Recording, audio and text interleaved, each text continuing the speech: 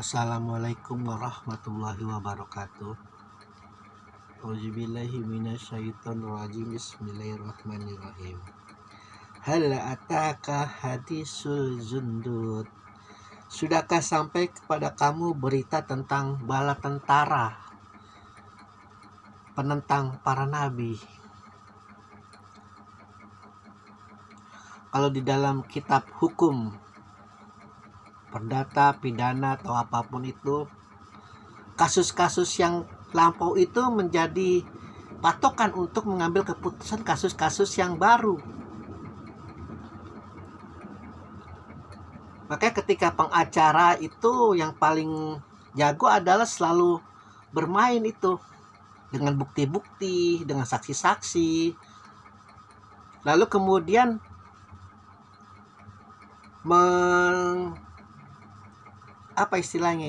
mengcombine-nya dengan dia mencari tahu kasus-kasus yang seperti klien saya ini dulu keputusannya seperti apa, dan selalu berharap itu keputusannya itu keputusan yang membuat kliennya itu mendapat hukuman yang ringan.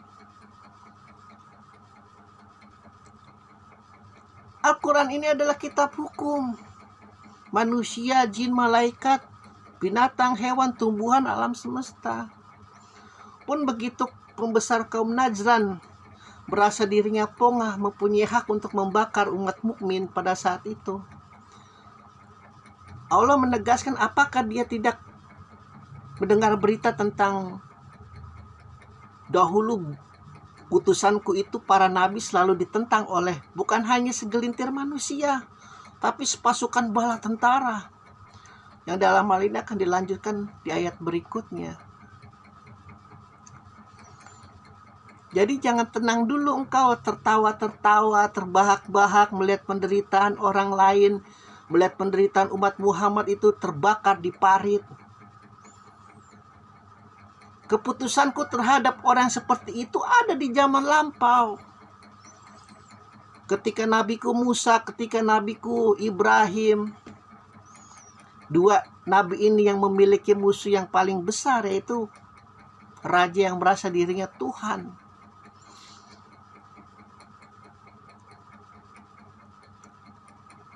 Ini akibat karena kecerdasan manusia yang sudah menciptakan high-tech, mampu keluar angkasa, mampu berkomunikasi secara luar biasa. Kita dari Alaska bisa telepon-teleponan di sini, bahkan bisa ketemu mukanya lewat video call. Jangan sampai apa yang kita miliki ini, kemajuan kita miliki ini menghilangkan haknya Allah, menghilangkan apa yang seharusnya menjadi hak Allah, yaitu engkau senantiasa mengingat aku. Kecerdasanmu itu, kepintaranmu itu, kepasihanmu itu, engkau menghasilkan teknologi, jangan sampai engkau terbawa kehasutan laknatullah. Kalau kau sampai seperti itu, apakah kau pernah dengar berita tentang bala tentara yang menentang nabiku dahulu, Fir'aun, Namrud? Bagaimana nasib mereka? Kalau kau belum dengar, aku terangkan lewat Al-Quran. Mungkin kupingmu itu yang sebelah kanan agak berair, mungkin kupingmu yang sebelah kiri ini agak budak sedikit. Aku terangkan lewat lidah suci Rasulullah bagaimana itu orang yang jalim, orang yang penindas, orang yang merasa dirinya Tuhan, bahkan akan kutimpakan ke dalam lumpur kehinaan, lumpur yang paling hina. Dan luar biasa sekarang ini, di zaman era teknologi canggih ini, zaman ateis, zaman gnostik, zaman yang tidak ada percaya Tuhan, mengklaim bahwa agama itu adalah cerminan orang-orang yang tidak mampu. Tidak mampu dia mengikuti zamannya. Akhirnya timbul halusinasi, imajinasi, fantasi, kebjub dunia itu. Jadi para nabi itu penderita halusinasi bagi mereka. Kan luar biasa program laknatullah itu. Menghilangkan hak yang gaib. Mereka tidak percaya hal yang gaib. Tapi kalau mereka sendirian di tempat yang gelap, mereka takut. Kan aneh. Mereka tidak percaya hal yang gaib. Tapi kalau ditinggal sendiri di kuburan malam hari, mereka takut. Kan konyol. Mereka tidak percaya hal yang gaib. Tapi kalau ditinggal sendiri di rumah angker, mereka takut. Mereka tidak percaya adanya Tuhan, tapi percaya adanya setan. Kan konyol. Mereka tidak percaya adanya Allah Subhanahu wa Ta'ala yang mencipta alam semesta. Tapi kalau dia disuruh orang untuk pergi ke gunung sendirian, takut. Seharusnya kalau engkau tidak percaya Tuhan, yang berarti engkau tidak perlu percaya setan. Tidak perlu percaya jin, tidak perlu percaya hal-hal yang gaib. Hak yang paling gaib adalah Tuhan. Dalam hal ini di dalam Islam adalah Allah Subhanahu wa Ta'ala.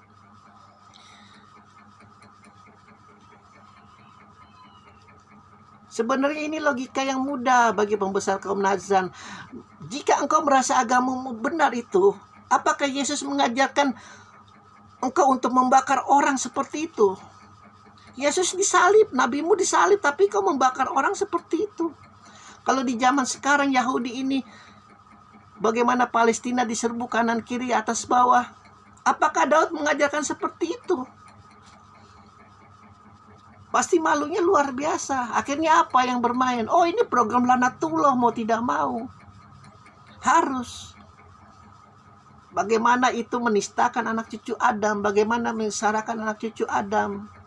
Bagaimana anak cucu Adam itu saling membunuh, saling membantai, saling membenci, saling mendendam. Ini jelas-jelas program Lanatullah. ISIS, Taliban, Al-Qaeda, apapun itu yang saling membunuh. Padahal KTP-nya sesama Islam, percaya Allah, percaya Muhammad, percaya Khalifah Rasyidin, percaya Ali, percaya Ahlul Bait. Tapi saling membunuh, ini jelas program Lanatullah. Jangan engkau merasa jihad di jalan Allah. Allah bilang, kamu kalau bodoh ada batasnya. Imam Malik kan selalu mengatakan bodoh itu haram.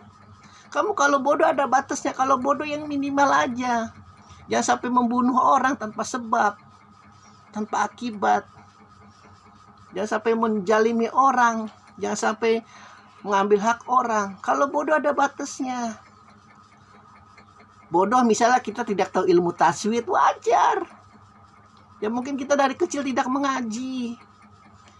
Bodoh mungkin karena kita tidak hafal bacaan bagaimana puasa Senin Kamis, bagaimana bacaan kita kalau puasa Ramadan, ya wajar. Itu bodoh. Tapi tidak mengganggu hak orang lain, tidak merugikan hak orang lain. Ini kaum Najran bodohnya udah lewat batas. Dia punya Injil, punya nabi yang luar biasa suci, bahkan dituhankan oleh mereka. Yang mengajarkan ketika engkau ditampar pipi kanan, kasih pipi kiri biar seimbang sakitnya, jadi nggak terlalu sakit. Istilah kasarnya seperti itu dalam saintifik, dalam ilmu logika kedokteran. Namun dalam logika sosial, ketika engkau disakiti,